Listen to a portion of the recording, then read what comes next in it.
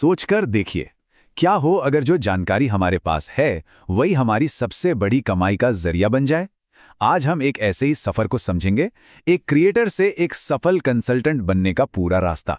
जरा इमेजिन कीजिए, सिर्फ 10,000 फॉलोअर्स हैं, लेकिन लोग आपके साथ एक कॉल करने के लिए 1 लाख रुपए तक देने को तैयार हैं। नहीं, ये कोई सपना नहीं है, ये एक ऐसी सच्चाई है जो आज बिल्कुल मुमकिन है। तो ये एक ऐसा मॉडल है जहां स्पॉन्सरशिप के पीछे भागने का कोई झंझट नहीं, एड रेवेन्यू का कोई प्रेशर नहीं और रोज-रोज कंटेंट बनाने का स्ट्रेस भी नहीं। यहां सीधा सा हिसाब है, आपकी नॉलेज और उसके बदले में एक मोटी फीस। तो आखिर ये सफर शुरू कहां से होता है? इसकी शुरुआत होती है उस सोच को बदलने से जो हमें बस फॉलोअर्स की गिनती में उलझाए रखती है। यही बदलाव हमें असल में फीस तक ले जाता है। देखिए, ज्यादातर क्रिएटर्स ना गलत चीजों पर फोकस करते हैं, व्यूज, लाइक्स और बस वायरल होना।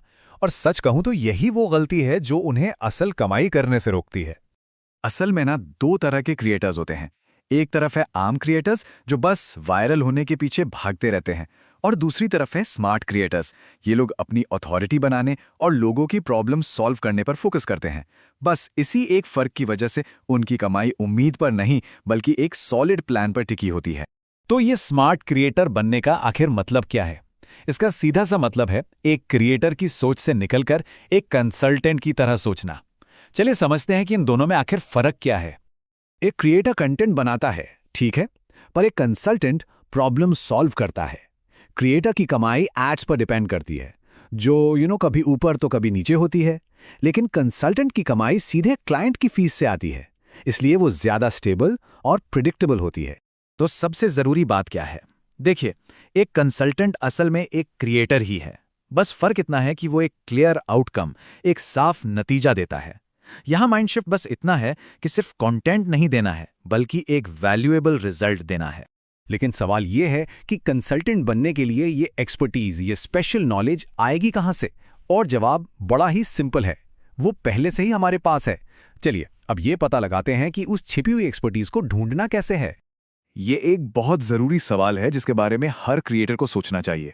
ऐसी कौन सी चीज है जिसमें एक क्रिएटर पहले से ही एक्सपर्ट है, भले ही उसे इसका एहसास ना हो? इसका जवाब पाने के लिए अपनी ऑडियंस को सुनना पड़ेगा। कमेंट्स में लोग क्या पूछ रहे हैं, कौन सा सवाल है जो डीएम्स में बार बार आ रहा है, और ऐसी कौन सी सलाह है जिससे मानकर लोगों को रियल रिजल्ट्स मिले हैं। यहाँ एक गोल्डन रूल है, जो चीज किसी ने 100 बार फ्री में समझा दी है वही उसका कंसल्टिंग ऑफर है। सच में यही वो कीमती जानकारी है जिसके लिए लोग खुशी खुशी पैसे देने को तैयार हो जाते हैं। तो अब जब एक्सपर्टीज पहचान ली है तो अगला कदम क्या होगा? चलिए अब उस 5 स्टेप रोड मैप को देखते हैं जो किसी को भी एक सफल कंसल्टेंट बना सकता है। ये 5 कदम का एक बिल्कुल सीधा सिस्टम है। सबसे पहले एक प्रॉब्लम चुनिए, फिर अपने कंटेंट को एक सबूत की तरह यूज कीजिए। उसके बाद एक सिंपल सा ऑफर बनाइए, अथॉरिटी के सिग्नल्स क्रिएट कीजिए और आखिर में बिना बर्नआउट के अपने काम को आगे बढ़ाइए। तो पहला स्टेप, एक प्रॉब्लम चुनना। मैं सब कुछ सिखाता हूं कहने की जगह यह कहना है कि मैं ये एक प्रॉब्लम सॉल्व करता हूं। एग्जाम्पल के लिए सिर्फ बिजनेस नहीं बल्कि बिजनेस के लिए एआई ऑटोमेशन। इससे आप एकदम एक एक्सपर्ट के तौर पर बाहर आते हैं। स्टेप नंबर 2, कंटेंट ही आपका सबसे बड़ा प्रूफ है। अपने कंटेंट में हमेशा ये 4 पार्ट वाला फॉर्मूला यूज करना है। पहले प्रॉब्लम बताइए, फिर दिखाइए कि लोग गलती क्या कर रहे हैं, इसके बाद अपना यूनिक सोल्यूशन पेश कीजिए और एंड में एक रिजल्ट या केस स्टडी शेयर कीजिए। तीसरा कदम, एक सिंपल सा ऑफर बनाना। देखिए, शुरुआत में किसी कॉम्प्लिकेटेड वेबसाइट या सिस्टम की जरूरत बिल्कुल नहीं है। एक सिंपल सी क्लैरिटी कॉल, एक स्ट्रैटेजी सेशन या मंथली कंसल्टिंग जैसे आसान ऑफर्स सीधे डीएम्स या एक गूगल फॉर्म से भी बेचे जा सकते हैं। चौथा कदम, शो डोंट टेल, मतलब अपनी अथॉरिटी दिखानी है, सिर्फ बतानी नहीं है। इसके लिए रिजल्ट्स की screenshots, client testimonials, before after transformations और अपनी खुद की जर्नी शेयर करनी है। यही चीजें हैं जो लोगों का भरोसा बनाती हैं। अब ये कहानी सुनिए। एक फ्रीलांसिंग क्रिएटर जिसके सिर्फ 8,000 सब्सक्राइबर्स थे, उसने अपने सेशन की कीमत 2,000 से सीधा 10,000 रुपए कर दी और नतीजा, अब वो महीने के 1 से 2 लाख रुपए कमा रहा है। इससे साफ पता चलता है कि फॉलोअर्स की गिनती से कहीं ज्यादा आपकी एक्सपर्टीज मायने रखती है। एक और एग्जाम्पल देखते हैं। एक रियल एस्टेट क्रिएटर, 50,000 फॉलोअर्स। वो दूसरे एजेंट्स को कंसल्टिंग देकर महीने के 50,000 से ज़्यादा कमा रहा है। मतलब एक बार फिर ये साबित होता है कि सही ऑडियंस और उनकी प्रॉब्लम का सोल्यूशन ही सब कुछ है, फॉलोअर्स की गिनती नहीं। और पांचवा और आखिरी कदम है स्केल करना, यानी अपने काम को बढ़ाना। ये सफर शुरू होता है वन ऑन वन कंसल्टिंग से, फिर जाता है ग्रुप कंसल्टिंग तक।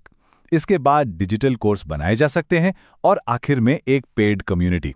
ये पूरा रास्ता आगे बढ़ने में मदद करता है बिना बर्नआउट के। तो अब जब पूरा रोड मैप सामने है, चलिए आखिर में उन आम गलतियों और कुछ सच्चाइयों पर नजर डालते हैं जो अक्सर क्रिएटर्स को इस रास्ते पर आगे बढ़ने से रोक देती हैं। ये 3 बड़ी गलतियां हैं जिनसे बचना बहुत जरूरी है। पहला, 1 लाख फॉलोअर्स का इंतजार करते रहना। दूसरा, सबके लिए कंसल्टेंट बनने की कोशिश करना। और तीसरा, बिना किसी कॉल टू एक्शन के बस फ्री में सलाह बांटते रहना। और आखिर में यह सबसे जरूरी बात, अगर कोई पहले से ही कंटेंट बना रहा है और लोग उससे सलाह मांग रहे हैं, तो वो सिर्फ एक क्रिएटर नहीं है, वो एक ऐसा कंसल्टेंट है जो अपनी सही कीमत नहीं ले रहा। तो अब सवाल बस इतना है कि वो अपनी कीमत कब वसूलना शुरू करेगा।